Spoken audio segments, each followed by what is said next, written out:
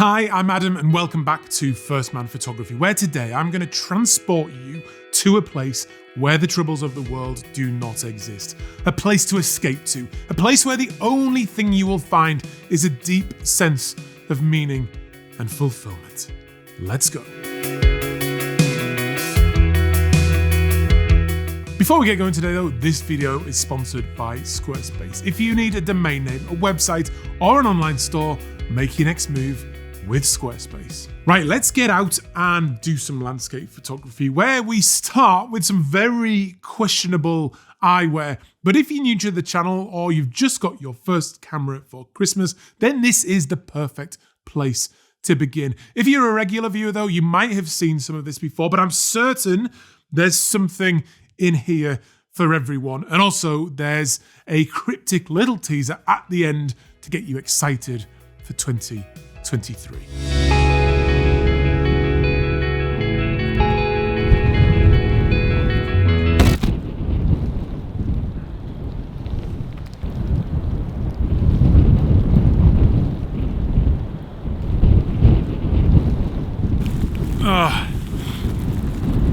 Oh God, I think I'm gonna have to reassess my tactics here, because being out in the open, although it kind of looks really, really cool, it's just become so difficult.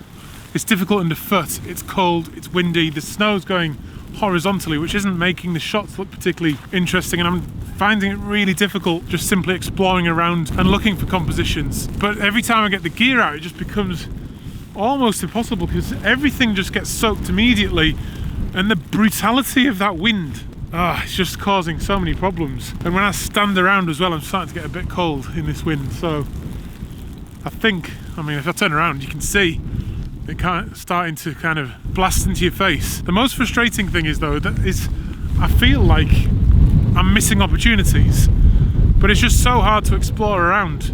I'm sure you can hear the wind. So I think I need to change my tactics. And what I might do is get back into the woods and explore what's going on in there, because I think the snow's actually sticking to the trees in the woods better than it is out here, where the wind is kind of possibly blowing some of it off as well. So I think I'll get into the woods, see if I can grab at least one image.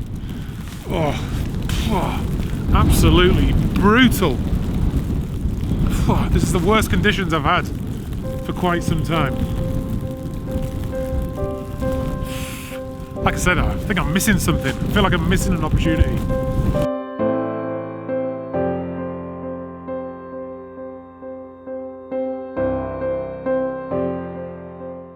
Now, I think when conditions get difficult and we're aiming to shoot familiar locations in tricky weather conditions, the beauty of that is that we can return to places that we know really well, compositions that we know, and that's exactly what I am doing here.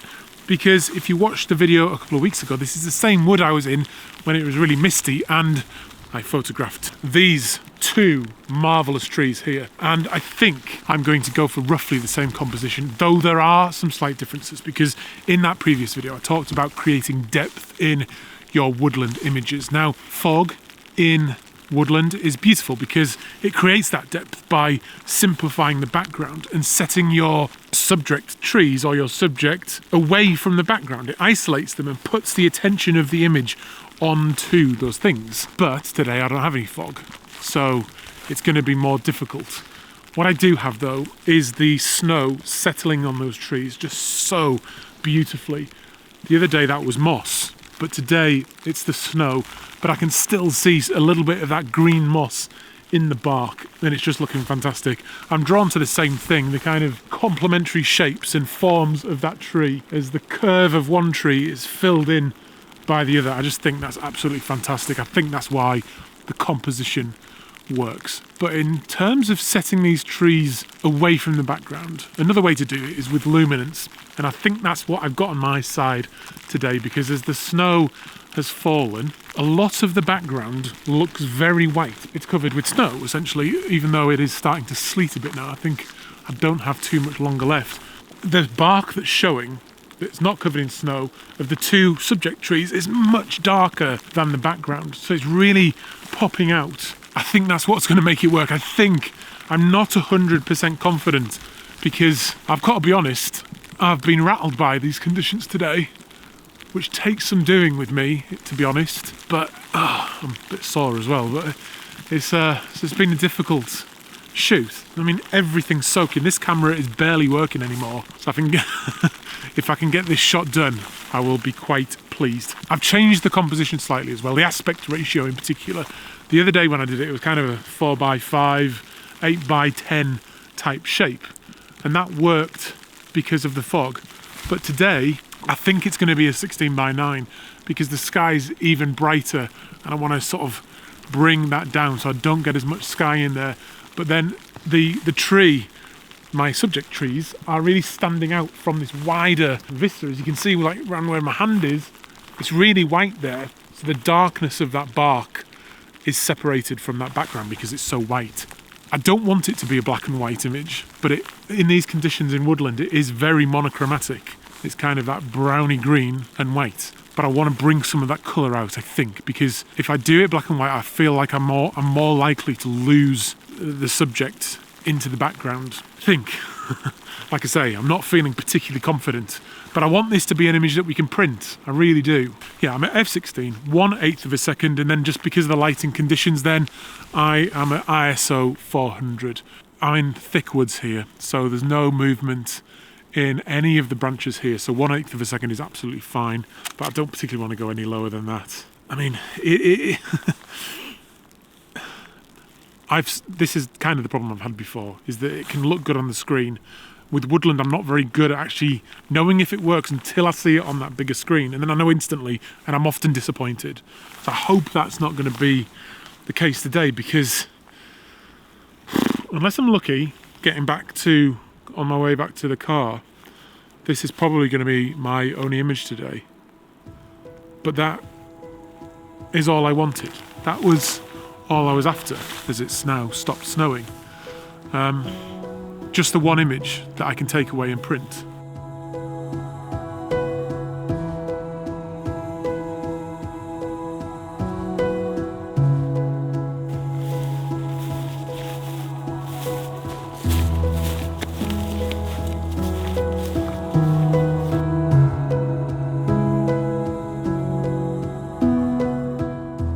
So you join me out and about on what is an absolutely stunning morning, but it's one of those mornings when everything around you looks absolutely incredible. You're inspired by the landscape, but for some reason or other, actually making an image out of it seems to be really difficult, because the thing I'm struggling with at the moment is actually finding a subject that inspires me. The landscape as a whole, with these kind of 360-degree views that I've got, are fantastic, but trying to find a composition and pull that down into something more interesting is really hard, and that's what I'm struggling with right now. Really struggling. Although I have set up a composition, probably the most obvious thing that I've found is this frozen pond or small lake. The clouds are absolutely stunning.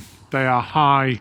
They weren't there at sunrise, but since the sun has come up a little bit more, these really high altitude clouds have come over and they just look fantastic. It's still got some lovely orange and yellow colours in there. So that is kind of making this image work, I think, a bit better than it would otherwise. I've then got, because of how cold it is, these reeds that have just frozen so beautifully, and it's made them got that really interesting white colour. I've then got this group of kind of pine evergreen trees over to the right hand side, and then some sort of interesting trees frozen over the other side as well, and that kind of is about as basic as it gets. At the moment, I'm not particularly feeling like it's going to be anywhere near a portfolio image, but it's early in the morning and I'm having to work hard to keep the positivity going because I'm still tired and a bit bleary-eyed. So when I get home and I'm feeling more positive after getting this fresh air, getting this exercise, getting the feeling of well-being up that doing landscape photography gives you, I may feel a little bit more positive about the image, and I may later on be happy with it, which is why I've kind of essentially forced myself into taking it.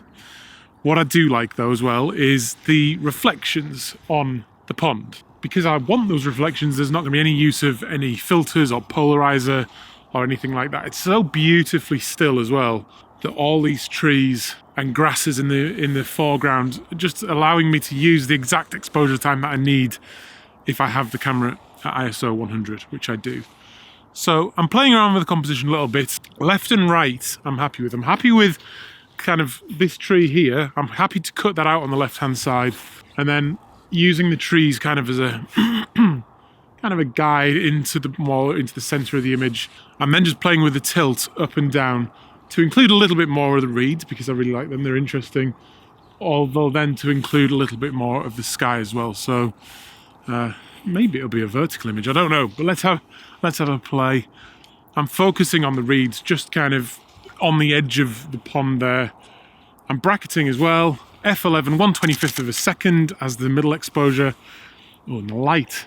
Can you see? Just here, as the sun starts to come up, just where my hand is there, the light starting to come up through those trees, and that is now reflecting in the image with a golden light. So that looks really good. And there's some lovely colour in the sky, lovely yellows and oranges that I can still see. Yeah, and I think that's probably going to be a decent image. But we'll see. I'm not hugely excited about it at the moment, but I shouldn't play it down, should I? Decide for yourself.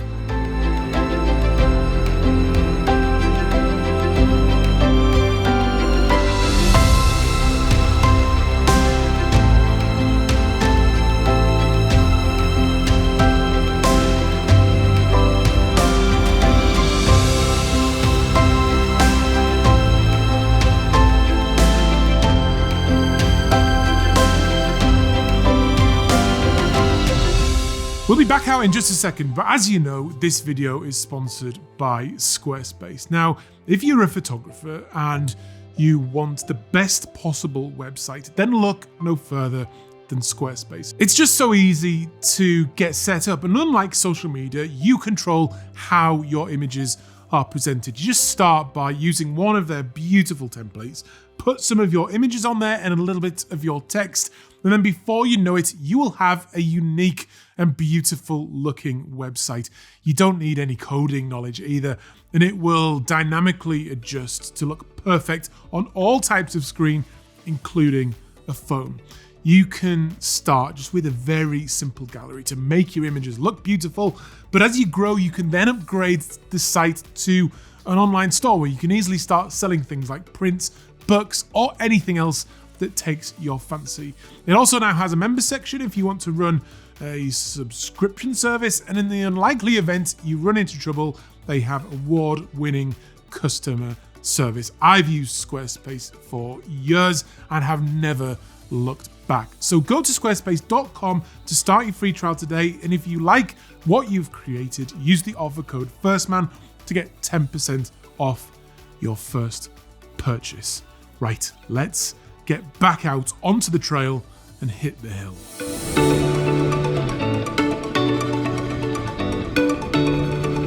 Right, so I'm set up for a shot, and I'm actually really excited about this. And I would love it if you would just bear with me, because I can sense already that just even seeing these hazy conditions, some of you are thinking that's not going to work. That's not going to be an interesting image. And I want to tell you why it's going to be, why I think it's going to work, because it's just fascinating conditions. The shapes in the mountains and the difference in contrast as it kind of has a small gradient from the sort of more contrasty tops of the peaks into the more hazy valleys. That's producing interesting forms and shapes and mood and attitude, I suppose. And as the way the clouds are forming and the sun is coming in and out, the blue haze is contrasted with a much warmer band across the tops of the mountains in the distance there.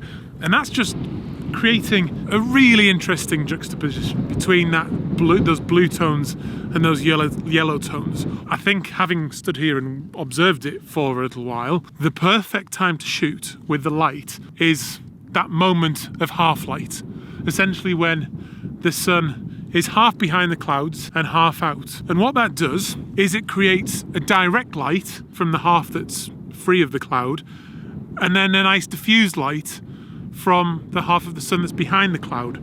So it creates some really unique, advantageous, I suppose, lighting conditions for landscape photography. I love that little moment. It doesn't last for very long, so you have to capture it just right. It's actually quite difficult to focus, so I've manually focused. I'm set there, and then just lock it off. And I've focused on one of the more contrasty parts towards the bottom of the frame. And using this 7200, I'm in at 100mm at the moment. I'm at f8 to get the sharpest I possibly can out of this lens. I'm at ISO 100 to keep that image as clean as possible, especially with all this haze. I need to be careful of that because it could get noisy quite easily, I think. And then at the moment I'm at 160th of a second. As the light changes, because I'm in manual mode, all I'm doing is then rolling that shutter speed between about 160 and 320 to manage the light. And at the moment there's a streak of light coming through there, so I'm just going to capture that. And it's going to be one of those occasions, I think, where the sensible thing to do is just going to be sit and hold that composition for a while, and as the light changes, just keep shooting frame after frame after frame, not worrying about which is the best frame right now. I will do that later because I'm confident with the composition. I'm happy with the composition. I love these conditions. If you are skeptical, I hope when I show you this image in a second, you will see the beauty. See that beauty that I am feeling right now. That, I don't know, it's kind of ethereal, I guess, but it's all, I'm surrounded by that haze as well. I hope this image will connect with you like it has done with me.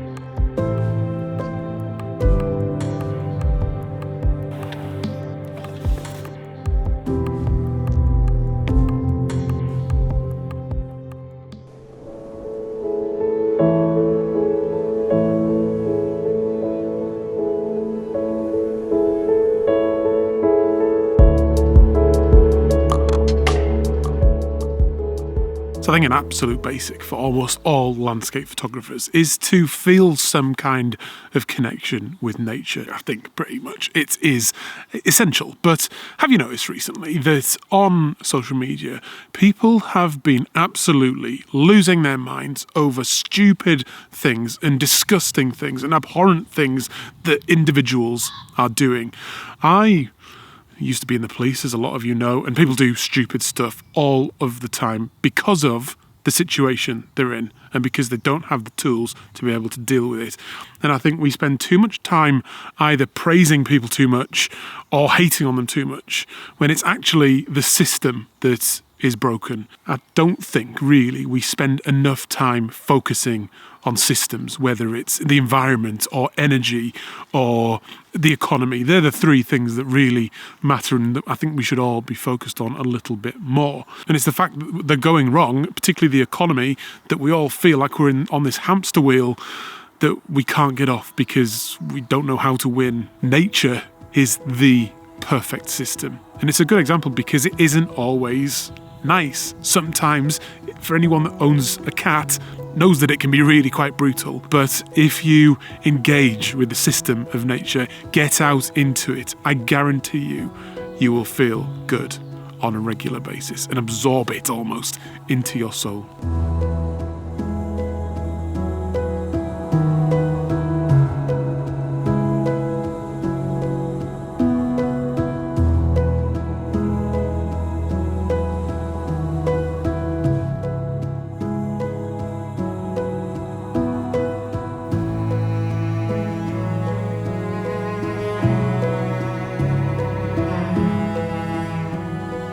So I'm set up for my final shot of the day and the weather is just stunning. I've got this beautiful scene in front of me, and if you're familiar with this channel, you probably have seen me shoot from here before because it is very much a favourite spot of mine. And I'm chuffed today because I have now shot this in all the different seasons. I started with a nice summer shot a good number of years ago, probably about 5 or 6 years ago now, and it's taken me this long to get good conditions in each of the seasons. And spring was the last one that I needed, and I'm chuffed to bits. I mean, just look at how that is now. That sun is absolutely glorious. I'm gonna have to fire that off. I'm all set up. I'm at f11, 1/40th of a second, ISO 100, and I need to set up the bracketing as the sun dips behind the cloud.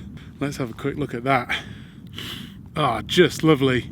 The sun's just peeking out, so it's not causing a terrible amount of flare. But at times like this, when the sun is doing such exciting things, it's just a case of shooting and shooting and shooting the same composition so you get the best light. I love the way it's coming over from that right-hand side. In the autumn and winter, it comes over from the left. Ah, I'm excited. And the last thing I think is important and most basic when we are doing landscape photography is to print the work that you have created, because prior to, I don't know, around the year 2000, if you weren't printing your photographs, you weren't really doing photography. I think sadly we've moved away from that as it's gone digital, because once you hold a print in hand, get it off that screen, turn it into something physical, something tangible, something amazing happens. The connection you have with your own work, or the connection you have with someone else's work, will be so much greater and so much more rewarding. I don't think you need to wait any particular time before you start printing. If you don't want to spend a load of money on it, print small. But when it comes down to it, it's moments like these why I love landscape photography. Out on the hill at the end of the day, just appreciating the moment. I'm by myself, I've got the whole hill to myself. It's a nice spring evening with beautiful warm light, beautiful conditions for photography, and it makes it all worthwhile. It brings everything together. It brings all of your efforts, your planning, your adventure together, your thought process, everything we've been talking about today into that final moment. And it just makes it all worthwhile. I love that light streaking through the clouds over there, just utterly fantastic. Have a look at that.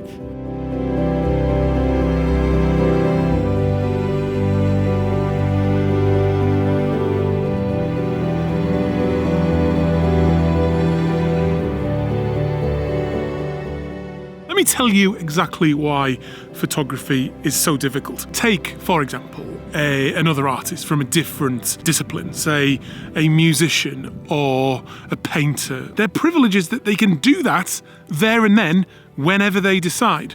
And it really only comes down to their creativity and ability to do those things. And that can be done, well, not easily, but with dedication and practice. The thing about photography, and particularly landscape photography, is in order to create our artwork, we actually have to do a thing. As landscape photographers as well, we're not even in control of the subject. We've got to go searching for it, looking for these beautiful locations, and then once we find them, we have to have the right season, we have to have the right weather, and we have to have the right light conditions. So it just becomes incredibly difficult trying to find that image, that one that really means something to you, that's going to resonate with lots of people. And I think the thing is that we're always chasing that. We're on this journey to try and make these photographs. And sometimes it feels impossible. Look at this though. This, I don't know if you can see that on the video, but it's just like this amphitheatre of heather. And it's absolutely beautiful. Right, let's go back up to the camera. If I just pull around there, can you see that? I've got the camera set up ready for sunset. Right, I feel like it's about to be one of those really manic moments that I have on these videos sometimes, and I am welcomed by that. Look at that light. That is absolutely stunning, and the colour is starting to show all around me now. I still think that light might dip under, or the sun might dip under that cloud, but I've had to already quickly adjust my composition and the tripod because that just looks so good. So I was sort of shooting that way. That was the plan, with the light coming in from the side that way. But because that just looks so good with that sun bleeding through the cloud and picking up all the moisture in the air, it's just getting better and better. It's a little bit windy. I'm just firing away now because I'm composed. Oh, that light looks so good. It is manic. It is manic. I'm excited now because the light's just looking so beautiful. So quickly try and calm down and talk through what I've got. So the camera is on a vertical. It's a bit low down. I've got this bit of heather down below me in the foreground, a little bit of a leading line from the left, and that turns into the grassy path. Then we've got that small cliff face just there to the right hand side of the frame. Then there's this little bank of heather opposite. Then we go up into that sky, and it's really all about the skies, particularly as it kind of picks up the edges of those higher clouds. It just looks fantastic. It is missing the light on the heather. That's the only thing, but maybe it's going to dip down below the clouds. I'm just going to shoot once more. I've got the gradient filter in again. I'm bracketing anyway to try and sort of make sure that I get all the exposure. I don't want to miss a thing. My God, look at the light now streaming down over there. I don't know what to do. Let's just stick to this one and then I'll recompose. The settings I have are f16, ISO 800, and then bracketing from 1/10 of a second, trying to get it in a bit where it's not as windy, so I don't get as much movement in this heather. I'm lost for words. I haven't had a day like this for ages, absolutely ages. So I'm trying to find the words to match this moment. But I think what I'm going to do is try and focus on the photography bit and capture a few more images. And sometimes we search for that impossible photo, that perfect photo. And the truth is that perfection doesn't exist. If we got to the destination in photography and in life, what comes after that? It's a cliche, but it's the journey that really matters. We meet friends along the way. We have struggles and challenges and times of heartache, but we come out the other side of that stronger. And if you can connect with nature and do photography like this, it doesn't really matter that you don't find a perfect photo. And if you stick at it and you keep working hard, that next great photo is just around the corner.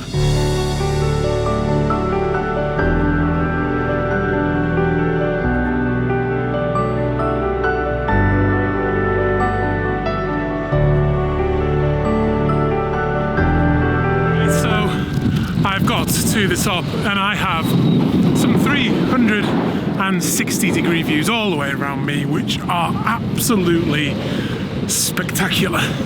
It is, however, as you can hear, a little bit windy, and the weather is very changeable, which is working really well in my favour. When we talk about making unique images, I think one of the best ways to do it for landscape photography is to strap on one of these bad boys, the 70 to 200 or something similarly long, where you can zoom right in and pick details out of the landscape, because look at everything around us. How could you not find something unique within this absolutely massive vista with all these beautiful sights?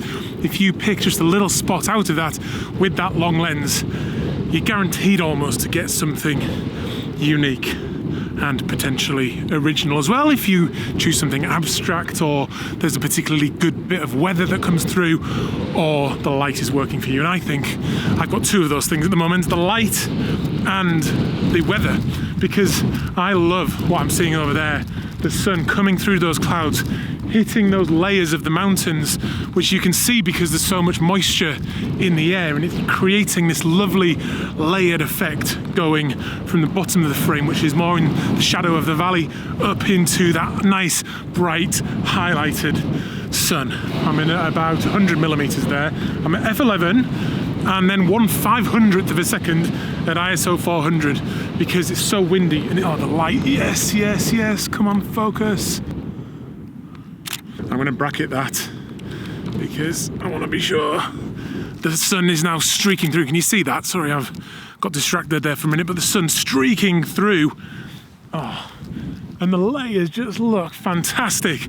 All the light working for me, in nice and close. It's abstract, and I think even just looking at it here, it looks very monochromatic.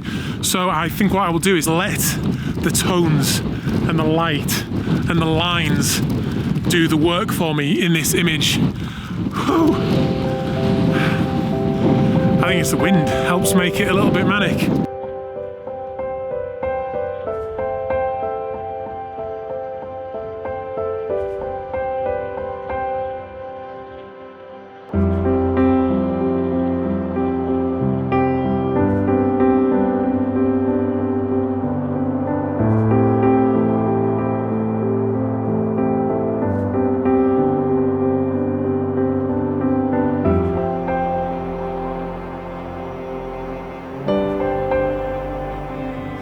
Right, we are right towards sunset now, or at least the time that it sets behind the mountain there. And unfortunately, the cloud has blocked the sun temporarily. But this is the scene, and I think it's probably one of my favourite views in the entire Lake District, looking towards the Langdale Pikes in the distance there, and I just think it's a beautiful scene. The trees down there, a lot of them are birch, and they do go a beautiful autumnal orange. At the moment they're kind of a yellowy, greeny type colour, so autumn has not come to the west quite as quickly as it has to the east of England so far, but I don't care. I've been playing around with focal length, but I want the Langdale Pikes to be the main background subject, the trees to be the main midground subject, and then I'm using a little bit of these autumnal grasses down below as the foreground. The foreground in your photograph doesn't have to be what's right in front of you. Just by zooming in a little bit, adjusting the perspective of the camera, you can use a foreground for your frame that's a little bit further away from you. That's kind of what I'm doing here, and I think it's going to work. Just recompose a little bit. All I'm thinking about here is what to exclude and include in the frame. That's what I do always. Oh, that wind's picked up. It's cold as well now. There's a little farm down there that I don't want to have in the image, so I'm just zooming in to crop that out.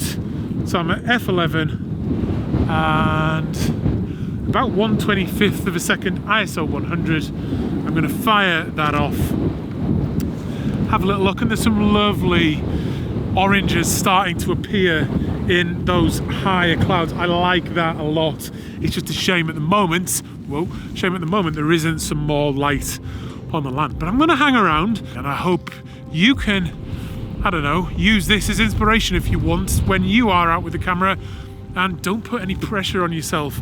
Just don't worry what people think about your images. Don't worry what people say about originality and about uniqueness. It's just, I think it's off-putting. And don't worry about imitating other people's work, because that's vital. We do it all the time in music. We learn someone else's song and we play it, and that increases our own skills. I don't think it needs to be any different with photography. Go to a place and capture the composition that someone else has done before, and while you're there, play around and practice and try and create something for yourself. And it's through that your skills will improve, and you practice and you practice and you practice. Then you've got to just keep doing it, and eventually you will start to make some good pictures.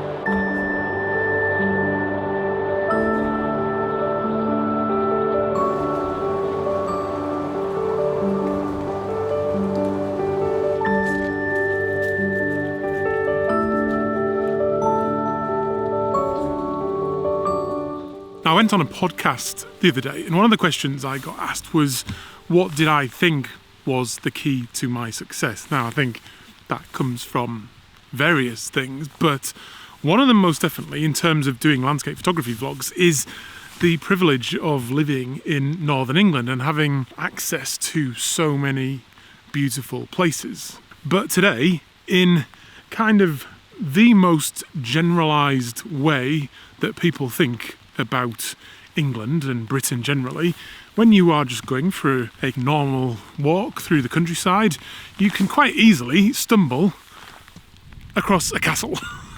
It's absolutely in the middle of nowhere on this hill. You can't drive up to it, so yeah, there you go. A castle. Absolutely fantastic though. I'm not going to talk through taking a picture of the castle because I'm not really into that kind of photography.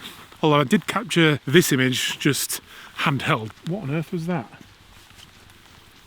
Wow, Look at that. I think it's like a little mouse or a shrew or something. I don't know if you could hear that kind of squeaking then. Maybe I was stood near its babies or something. I don't know. But this is the image of the castle I've captured. But that's actually kind of the central portion of the castle. Whereas if I kind of show you where I'm stood, this is the castle wall, which I'm stood on now, which is giving us that view behind me. Now, I have the camera set up on the tripod, and what I'm going to attempt is just making a kind of quite flat image that is all about the textures and the colours and the forms of the trees behind me, because we've got some really, really beautiful early autumn colour, and it's just too good to not take a picture, although I can't find an obvious composition. So all I've done is zoom in on some of my favourite looking trees that create kind of complementary forms with the maximum amount of colour. So I'm just at f8 because it's all in the distance. I've upped to ISO 400 so I can have a shutter speed of 1/25th. And then just a 2-second timer and blast away. Yeah, have a look and see what you think. What a fabulous location though. Absolutely, absolutely stunning.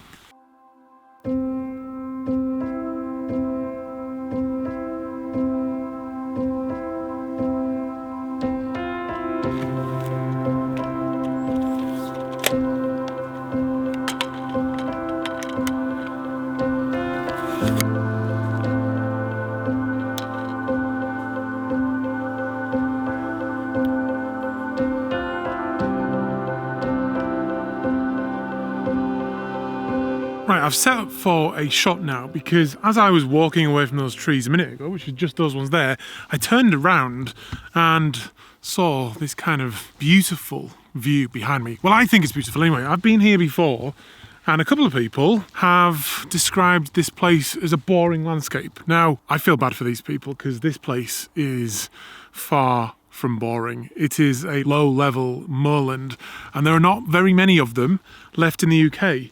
So this is a fascinating place. There's wildlife here. There's beautiful autumn colours today, beautiful trees, all these beautiful moorland grasses. I think it's absolutely fantastic and I love it. What more do you need from nature? I feel great right now and I have the whole place to myself. What I do like though is the kind of panoramic view. These trees dotted through the landscape, and I think this view behind me here is just really sums up this place. And it's so still today, it's so beautiful, and I'm getting a really good feeling about just being here, and I think that scene pretty much sums it up. So I am going to capture it with a panorama, which leads us on to the second point, and that is, I think, getting to technical. And nothing kills a landscape photography buzz more, in my opinion, than focus stacking. I can't think of a single image where I've actually successfully used focus stacking and it's actually added anything to the image that I couldn't have just got through sort of standard means. The thought of having to get down low now, close to the foreground, and start messing around with focus stacking, it just sucks the fun out of it for me, and I don't like it. I have said the same previously about parallax shift with panoramas as well. I've done them handheld previously, I've done them in all different types of lenses. Usually it will stitch together very well, but more recently I have been talking about trying to do things with a little bit more precision, because just by trying to do that, it will slow us down and let us enjoy the moment and capture the thing we want to capture intentionally and without mistakes. And if we can nail it technically, then I think we should. But it shouldn't detract from the other things. So maybe I'm contradicting myself, but it's all about trying to maximise the experience and maximise the shot. And I think a lot of the time the two things live in balance. I'm going to start over on the left-hand side. I'm going to bring up the live view and then just start firing off. I'm on the 2-second timer to give the camera a chance to settle down so I'm not touching it. And then move a third of the way into the frame, just like that. Let's show you that. Come around here. I just use the rule of thirds lines on the camera. So move 1/3 in like that, take the shot, And then I'm just going to take this line and put it on that spot there, just like that. And that's how I do panoramas. So I'm just going to finish that one off quickly. And yeah, I think it's going to be a good little panorama. I'm really into my panoramas at the moment. What I also think I'm going to do is, I love these, if I just pan around this sort of set of trees behind me as well, I think what I might do is just keep the tripod where it is and then sort of spin round and do a panorama close in on that line of trees there, something a bit more intimate, because those silver birch with those autumnal leaves are just fantastic, and that's all I'm going to make that image about. So 2 panoramas, quite precise, but don't go over precise. Enjoy the moment, don't let the technical stuff push you outside of the sort of enjoying it. Does any of that make sense?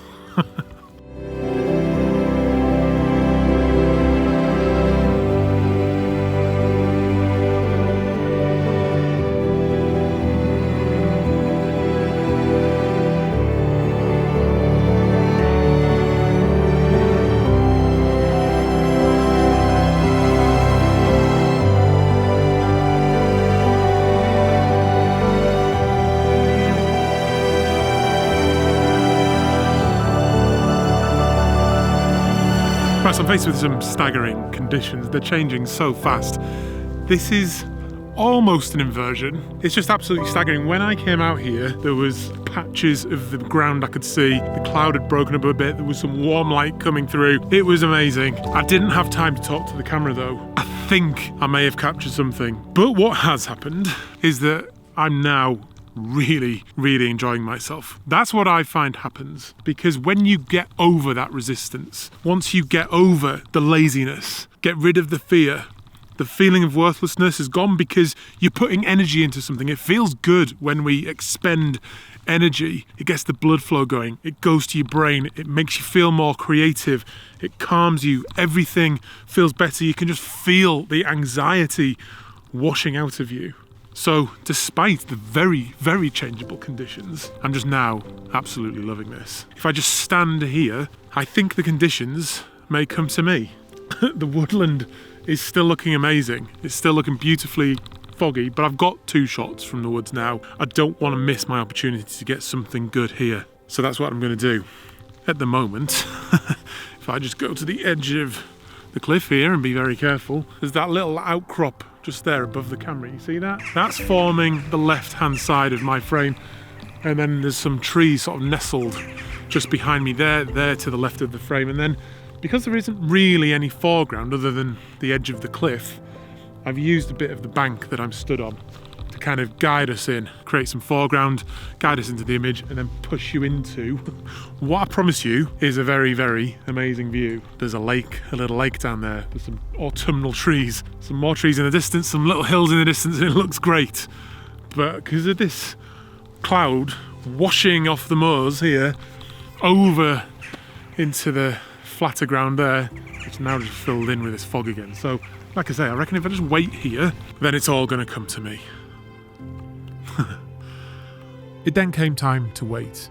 I waited and waited and waited, but eventually the higher cloud moved in and it was time to leave. But I'm left grateful for those few fleeting minutes of absolute beauty when I was there with my camera to capture the moment forever. I pushed against the resistance, put in the energy, and returned home renewed after a meaningful day that left a deep sense of fulfilment.